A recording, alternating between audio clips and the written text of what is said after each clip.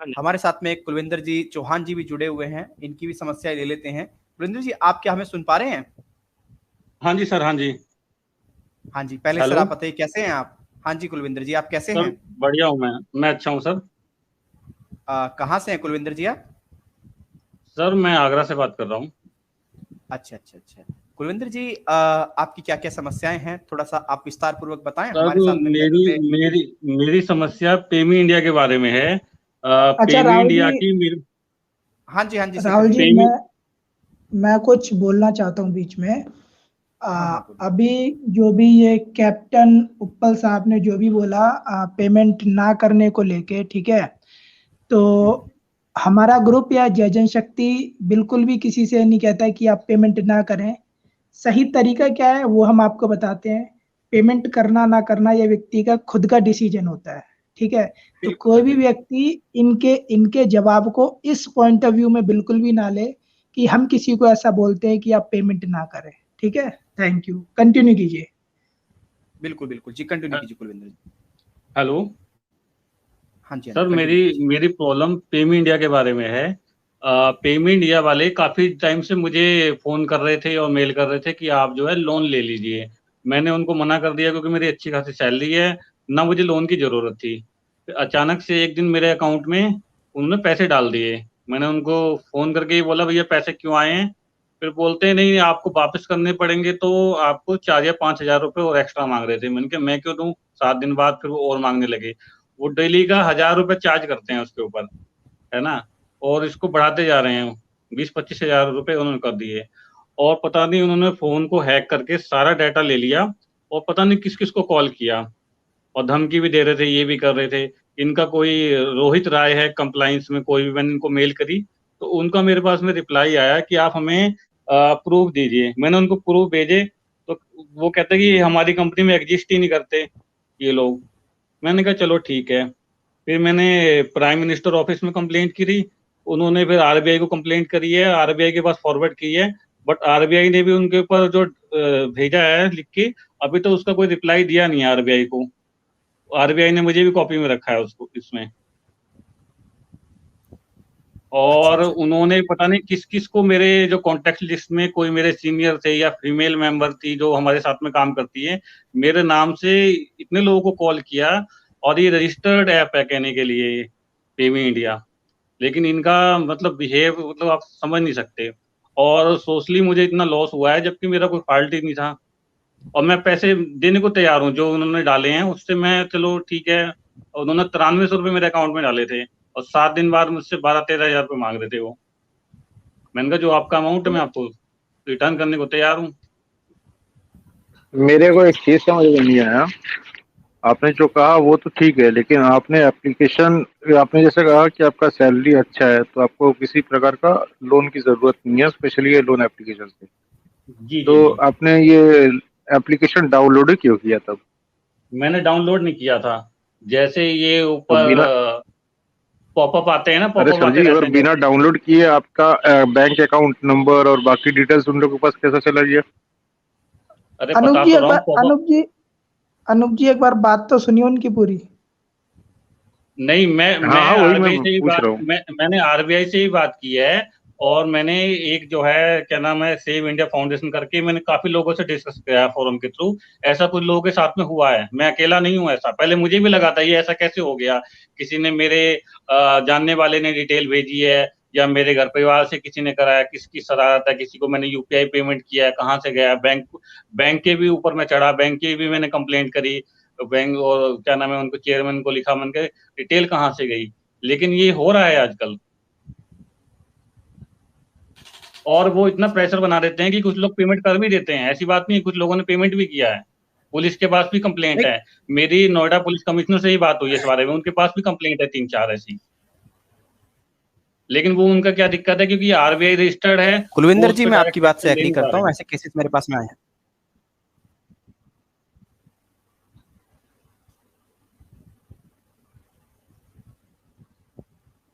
तो शेखर जी, तो आप ये इसके मुझे लगता है आपने इसमें सुनी बात को गवर्नमेंट कुलविंदर इसमें जी? गवर्नमेंट भी कहीं ना कहीं इंक्लूड है, मुझे तो ऐसा लगता है इसमें।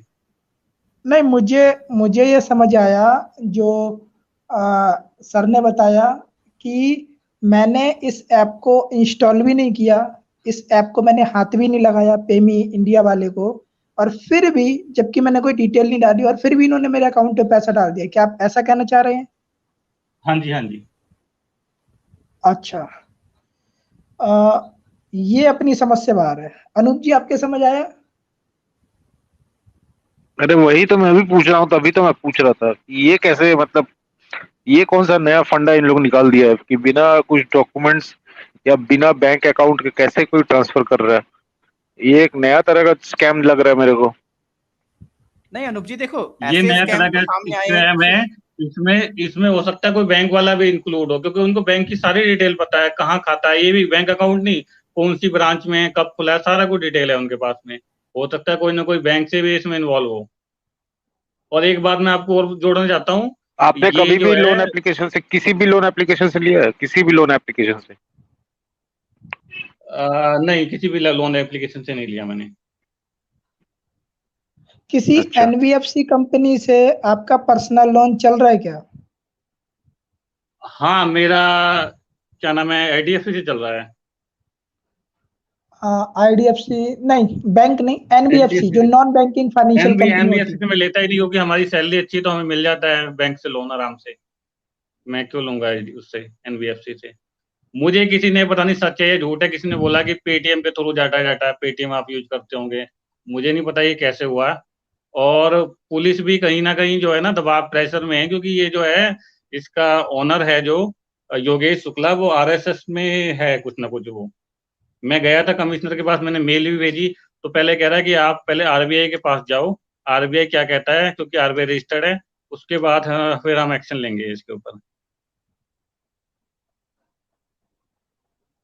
आरबीआई को कोई रिप्लाई नहीं भेजा उन्होंने, 1 महीने से ऊपर हो गया है, जबकि 1 महीने के अंदर रिप्लाई देना होता है। क्योंकि मैंने सारे प्रूफ भेजे थे, जो जो गालियां दी हैं, कुछ भी कराया जैसे जैसे। और इमीडिएट जैसे ही उन्होंने फंड ट्रांसफर हुआ है, मैंने कहा कहाँ से मिला है पैसा, बैंक से पता लगाया पैसा कहाँ से आया। तो मैंने 3 या 4 दिन के बाद उनको मेल भी कर दिया था कि ये पैसा मेरे अकाउंट में किसने ट्रांसफर किया है। भाई जी, आप थोड़ा टेलीग्राम ग्रुप हम लोग है उसमें ज्वाइन कीजिए। आप थोड़ा अपना डिटेल्स, मतलब जो भी है, जो हैरेसमेंट हुआ है आपके साथ, वो थोड़ा शेयर कीजिए। क्योंकि इस पे आ, मेरे को एटलीस्ट मेरा पर्सनल इंटरेस्ट आ गया है कि हमको रिसर्च करना है कि ये क्या नया स्कैम निकला है। क्योंकि इसके बारे में मेरे को कुछ आइडिया नहीं था कि ऐसा भी हो सकता है। राहुल जी, आप यदि परमिशन दें तो 2 से 3 मिनट, 3 मिनट लगेंगे। मैं एक बार लैपटॉप ऑन करके स्क्रीन शेयर करूं क्या, कुछ दिखाना मुझे?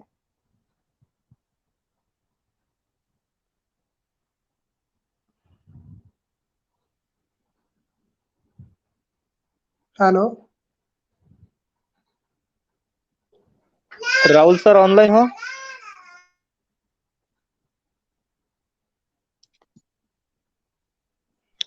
अनुप जी, मेरे तो अभी ये जो बोले है ना, क्या नाम है इनका, चौहान सर, कि जी। देखो, जब भी हम कोई ऐप्स डाउनलोड करते हैं तो हमारा पूरा तो एक्सेस चला ही जाता है, तो खुद से भी भर सकते हो। अभी रिसेंटली मेरे पास 3-4 दिन पहले एक मैटर आया था, जिसका 1.5 लाख रुपए, 1.5 लाख का उसके साथ स्कैम हो गया है। तो एक्सेस करके डाल भी सकते हैं। नहीं, बात बात सही है, लेकिन लोन के बारे संदीप में भाई, क्या आप एक होता है? काम कीजिए, आप टेलीग्राम में आ जाइए। हम लोग का टेलीग्राम ग्रुप है, उसमें ज्वाइन हो जाइए। आपसे वहां पे बात कर लेंगे, आपका जो भी प्रॉब्लम है। अगर आप लाइव में प्रॉब्लम हो रहा है आपको आने में, तो टेलीग्राम ग्रुप पे आ जाइए। क्योंकि मैसेज में, मतलब मेरे को पर्सनली समझ में नहीं आ रहा है कि क्या आप बोलने की कोशिश कर रहे हैं कि आप पुलिस में गए थे और वहां पे आपकी शिकायत दर्ज नहीं हुई, ऐसा आप कहना चाह रहे हैं?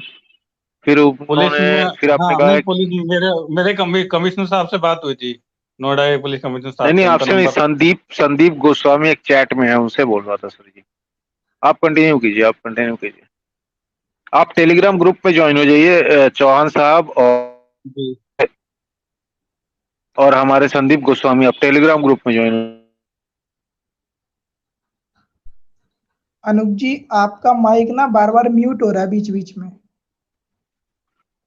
अच्छा, ऐसा क्या? मैं ये बोल रहा था कि चौहान साहब और हमारे जो गोस्वामी जी है, संदीप गोस्वामी, ये दोनों जन हमारे टेलीग्राम ग्रुप में आ जाएं। क्योंकि चौहान साहब से मेरे को पर्सनली ये सब चीज के बारे में जानना है, ये क्या फंडा निकला है स्कैम। और गोस्वामी जी तो ऐसा मतलब बोल रहे थे कि उनको किडनी तक बेचना पड़ेगा। कोई एक जन बोल रहा था, नहीं ये विक्रम गोहिल साहब बोल रहे थे कि इनको किडनी बेचना पड़ जाएगा अनूप जी, और मुझे भी कोर्ट थोड़ा नहीं जाना इनको। अपने ग्रुप में थोड़ा मैंने से नहीं पता लगता कुछ। तुम्हें क्या प्रॉब्लम है, हमारा टेलीग्राम चैनल ज्वाइन कीजिए। आपने क्या बोला साहब? मैं कह रहा हूँ सर, ऐसे आपके से नहीं पता लग रहा। ये जो हमारा टेलीग्राम चैनल है, ठीक है ना, वहां पर आइए, वहां पर आपको सारी आपकी डिटेल दो हमें, तो हम आपकी हेल्प जरूर करेंगे सर।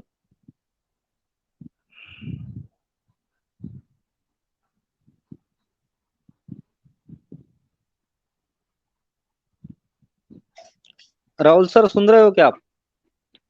अतुल भाई एक काम करो ना, लिंक आप लोग इसमें टेलीग्राम लिंक शेयर कर दो ना, अच्छा अच्छा, तो आदमी फटाफट ज्वाइन भी हो जाएगा।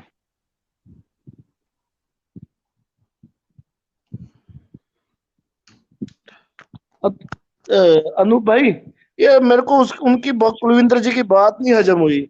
ऐसे कैसे हो सकता है कि हम बिना परमिशन दिए कोई हमारा फोन हैक कर लेगा? भाई लोग, आप मुझे ऐसी सुन पा रहे हो? नहीं, मेरे को बात उपल जी तो क्या लग रहा है ना कि आ, या तो इनका डेटा कोई बेच दिया है, मतलब होता है ना, वो चीज हो सकता है। सर, हम कोई भी ऐप में जाएंगे तो ये कह रहे हैं कि मेरी कॉन्टेक्ट लिस्ट हैक कर ली, बिना हम किसी ऐप को परमिशन दिए बिना वो कॉन्टेक्ट लिस्ट हैक ही नहीं कर सकते।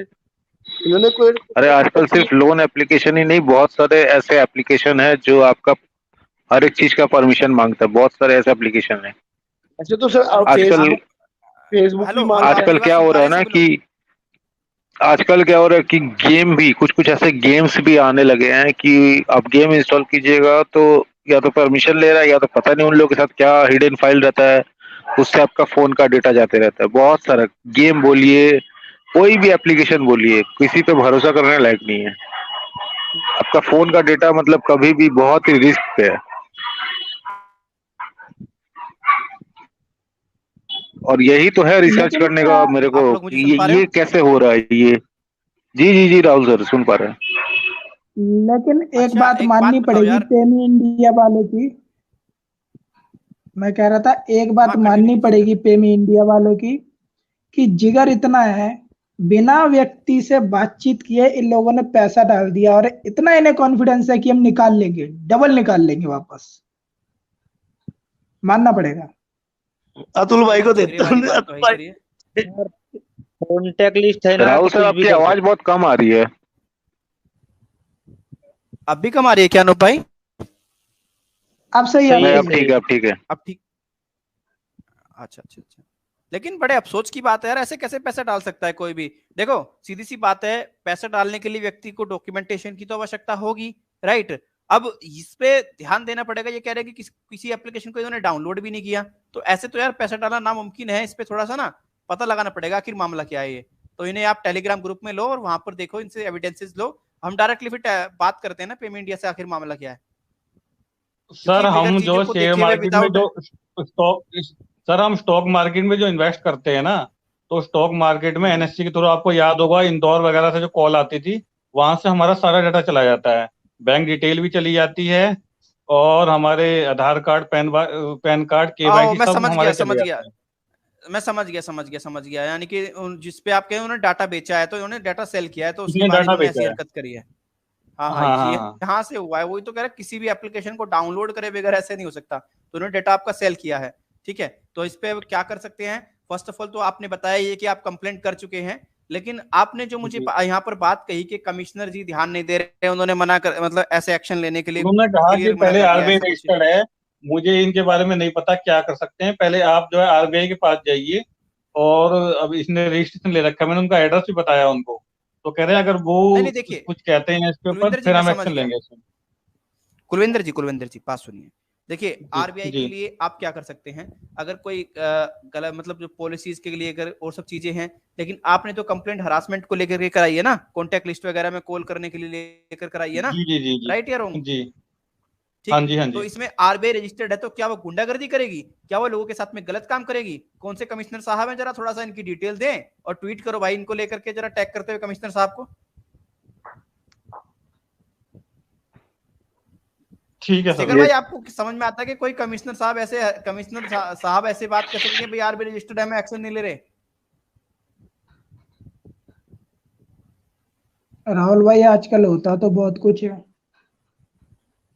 राहुल भाई नहीं, पुलिस होता तो बहुत कुछ है, लेकिन राहुल भाई तो हाँ वो कहते हैं कि आप हमसे चौहान साहब आप सीरियसली आप टेलीग्राम ग्रुप ज्वाइन कीजिए हम लोग का। नहीं यार, मतलब ये तो बड़ा इंटरेस्टिंग केस है। कमिश्नर कह रहे हैं कि भाई आरबीआई रजिस्टर्ड है, हम लेंगे नहीं एक्शन। भाई कमाल कर दिया। मतलब फिर इसका मतलब गुंडा, अगर कोई सर गुंडा मैंने मतलब मैंने गुंडागर्दी मैंने कर रहा है तो बस पीएमओ चुप के करता पास रहेगा? भेजी, फाइनेंस मिनिस्टर के पास भेजी, जिसके पास भी मेल भेजी, घूम फिर के आरबीआई के पास भेज दी उन्होंने सबने। मेरी 6 अब से एक 7 काम करो, कंप्लेंट रजिस्टर्ड हैं। अब एक काम और करो कुलविंदर जी, आप मेरे सलाह से, हाँ ठीक है? जी। देखो, हाँ जी। फर्स्ट ऑफ ऑल आपने तो आरबीआई में कंप्लेंट की है या नहीं की है, मुझे नहीं मालूम, लेकिन जो पूरा प्रोसेस करना है आपको, एक काम करो। फर्स्ट ऑफ ऑल आपने जो एनबीएफसी है उसको मेल करके पूरी डिटेल दें कि मेरा ये कंसर्न है। सेकेंडली, आप 30 डेज का वेट करें, आप आरबीआई को कंप्लेंट कर दें, ठीक है? आरबीआई ना सुने, जो हरासमेंट को लेकर की सारी चीजें हैं, पहले आप एक छोटा सा मतलब कंप्लेंट अपने पुलिस स्टेशन में जाकर कराइए। लेता है अच्छी बात है, ना ले तो आप इंस्टेंटली उसकी जो सारी शिकायत है ना पीएमओ पे डाले कि भैया ये पुलिस कमिश्नर मुझे ऐसे कह रहा है, और जैसा वो व्यक्ति कह रहा है ना उसकी एक या तो पॉसिबल हो कि रिकॉर्डिंग बना लो या कुछ बना लो और उसे पीएमओ पोर्टल पे पोस्ट करो। देखो फिर मजा आता है खेल में कैसा। ठीक है सर। ये कमिश्नर साहब का नाम क्या है? जी देखो, ये कहाँ के कमिश्नर है वैसे? नाम मुझे नहीं पता, नोएडा के कमिश्नर साहब है। मेरी भी आज जो लेटेस्ट बात हुई है, आकाश सोलंकी से बात हुई है, आरबीआई के जो कंज्यूमर एंड प्रोटेक्शन सेल का वो देखते हैं कानपुर में। आज भी उनसे मेरी बात हुई है, उन्होंने कहा वो रिप्लाई नहीं कर रहा, मैं क्या करूं। वो भी ऐसे नहीं कह वो रहे हैं, किसी बताओ। को, ना ना ना, मैं एक मिनट, क्या नाम आपका? कविंदर चौहान, ठीक है। चौहान जी जी साहब, जी। आपकी जानकारी के लिए मैं बता दूं कि यदि आप आरबीआई के पास शिकायत करते हैं या फिर आप सिविल के पास शिकायत करते हैं, ठीक है, तो इनकी प्रायोरिटी पे बैंक और एनबीएफसी कंपनी होती है, ना कि कस्टमर, ठीक है? अगर जो रिपोर्ट एक बार बैंक भेज देगा या फिर एनबीएफसी कंपनी भेज देगा इनको, उसी को ये सही मान लेते हैं। ये एक्चुअल में तो उनको प्रोटेक्ट करने के लिए रिपोर्ट बने रिपोर्ट हुए हैं। अभी तक उसने भेजी नहीं है। रिपोर्ट उसने क्यों नहीं भेजी? क्योंकि उसके मैंने एविडेंस दिए थे, जो रिकॉर्डिंग वगैरह थी, तो उसका कोई रिप्लाई नहीं है उसके पास में। नहीं, अगर आपको सिर्फ रिप्लाई चाहिए ना कंपनी से, तो आप एक काम और कर सकते हैं। आप एनसीएच को कॉल करें, ठीक है? एक मेल वो करेंगे, एक सेम मेल आप कंपनी को बना के भेजें। रिप्लाई तो आपको एनसीएच के पोर्टल पे मिल जाएगा, जो नेशनल कंज्यूमर हेल्पलाइन का पोर्टल है। नंबर है अगर इसका आपको सिर्फ 1800-11 400 करके कुछ है। कंटिन्यू कीजिए शेखर भाई। अगर आपको सिर्फ इतनी सी ही बात है कि आपको उनसे रिपोर्ट चाहिए, आपको उनसे जवाब चाहिए कंपनी से, तो वो तो एनसीएच वाले भी दिलवा देते हैं। और एक बात बताऊं, आरबीआई में कंप्लेंट करने के बाद उनकी कॉल वगैरह आनी बंद हो गई। लेकिन मेरे लिए कंसर्न ये है कि चलो मैं तो इस चीज को झेल लिया, लेकिन और लोगों के साथ ये चीज ना हो। वो सर पैसा भी नहीं मांग रहे हैं। सर देखिए, मैंने आपको इतनी बड़ी बात बोल दी कि जो आरबीआई है या फिर जो सिबिल है, इनकी प्रायोरिटी एनबीएफसी कंपनी और बैंकों को बचाना है। ये सब मैं आज से नहीं, पिछले 4-5 सालों से देख रहा हूँ, ठीक है? तो आपके पास कॉल आनी बंद हुई नहीं हुई वो एक अलग मैटर है, लेकिन आपने किसी बात को आरबीआई को बोला तो आप समझो कि कंपनी तक पहुंच गई, ठीक है? अब वो उस पर एक्शन क्यों नहीं ले रहा है, जवाब क्यों नहीं दे रहा है, क्या है क्या नहीं है, वो उनका इंटरनल मैटर है। लेकिन ये सब उनको प्रोटेक्ट करने के लिए बने हुए हैं, दैट्स इट। अगर आपको लेटेस्ट जानना है तो जो मोरेटोरियम मिला था, आप उसकी एक बार हिस्ट्री चेक कर ले। यदि प्रोटेक्ट की आपको बात ही चेक करनी है तो आप पीएमसी बैंक की डिटेल चेक कर ले। जो दीवान हाउसिंग फाइनेंस जो कंपनी थी एनबीएफसी, वो कहाँ गई आप एक बार चेक कर ले। तो सर ये लोग उनको प्रोटेक्ट करने के लिए बने हुए हैं। हाँ जी, सॉरी राहुल जी, कंप्लीट कीजिए। शेखर जी एक बात बताओ, चलो ये तो प्रोटेक्ट करने के लिए क्या है क्या नहीं है, लेकिन इस चीज का समाधान क्या हो, क्या आखिर इन्हें कुलविंदर जी को करना चाहिए? अब इस प्रेजेंट टाइम में तो समस्या ये है। अब ये कैसे सिस्टम काम करता है तो आप भी जानते हैं, मैं भी जानता हूँ, सब जानते हैं, लेकिन अब एग्जैक्टली उन्हें करना क्या चाहिए, इस पर थोड़ा सा ध्यान दिया देखिए, अगर ये सिविल ऑफेंस को लेके बात करेंगे किसी से भी, चाहे पीएमओ से, चाहे सीएमओ से, चाहे कमिश्नर से, तो कोई नहीं सुनेगा मेरे हिसाब से कि मोबाइल हैक हुआ है, कि अकाउंट में पैसे डाल दिए वगैरह वगैरह। यदि इन सब बातों को लेके बात करेंगे तो शायद कुछ नहीं होगा। क्रिमिनल ऑफेंस को लेके यदि बात करेंगे तो पॉसिबिलिटी है। दूसरी बात, ठीक है, जितना हो सके सार्वजनिक मंच पर इन लोगों से जवाब जरूर मांगे। एग्जाम्पल के लिए ट्विटर है, सबसे बेस्ट है, ठीक है। कमिश्नर साहब चाहे कहीं के भी हो, कमिश्नर साहब भारतीय कानून से बड़े नहीं है, संविधान से बड़े नहीं है। हाँ, मैं मानता हूं कि उनके लिए पुलिस एक्ट पहले होता है, उनको संविधान से पहले पुलिस एक्ट को देखना होता है, बट जो संविधान है वो सबके लिए सर्वोपरि है, ठीक है। तो कमिश्नर साहब भी उसी से चलेंगे। ऐसा नहीं कि कमिश्नर साहब जो है किसी बैंक की तरफदारी करेंगे या किसी कंपनी की करेंगे, नहीं। कमिश्नर साहब असल में जो लोकतंत्र है ना, उसकी रक्षा के लिए बने हैं, लोगों को प्रोटेक्ट करने के लिए बने हैं, लोगों पर जुल्म करने के लिए नहीं बने कमिश्नर साहब। और अगर वो आपकी बात नहीं सुनते तो एक और भी ऑप्शन होते, फिर कमिश्नर साहब की शिकायत करो और उस शिकायत को सभी को दिखाओ, दुनिया को दिखाओ। उसके लिए हम भाई लोग हैं सिस्टम आगे करप्ट आपकी है बात तो लड़ना करने के लिए। पड़ेगा। बिल्कुल बिल्कुल।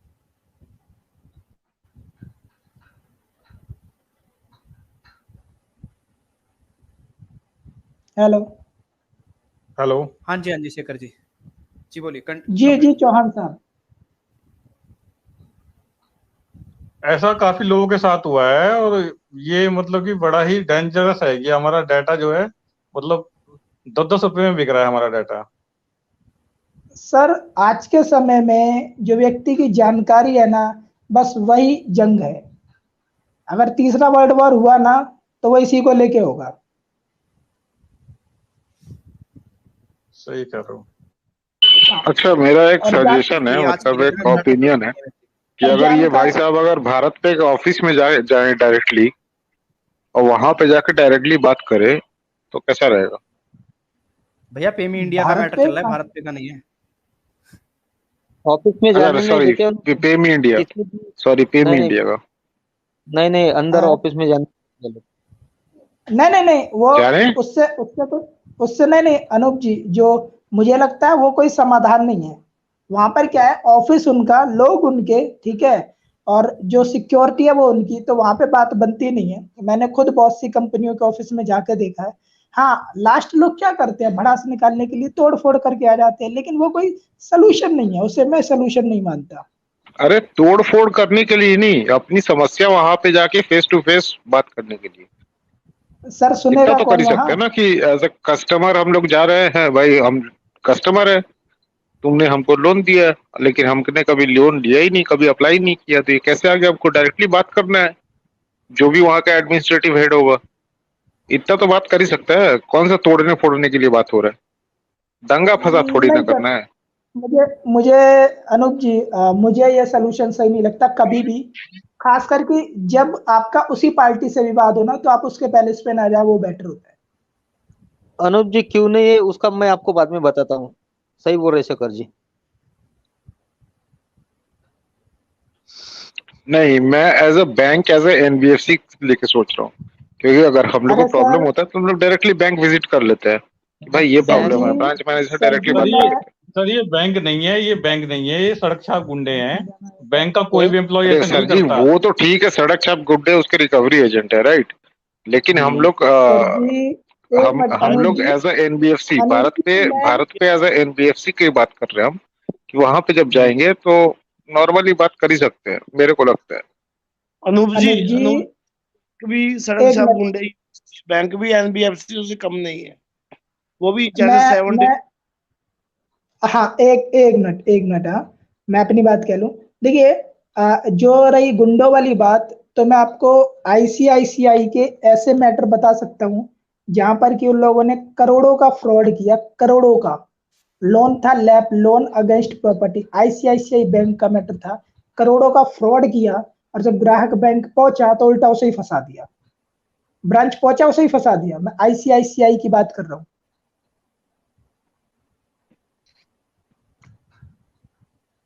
तो नहीं इसलिए वहां मैं पे जाना तो ठीक हमेशा, नहीं होगा। हाँ, इसीलिए मैं कहता हूं कि आप उसके पैलेस पे ना जाए कभी भी जिससे आपका विवाद चल रहा हो।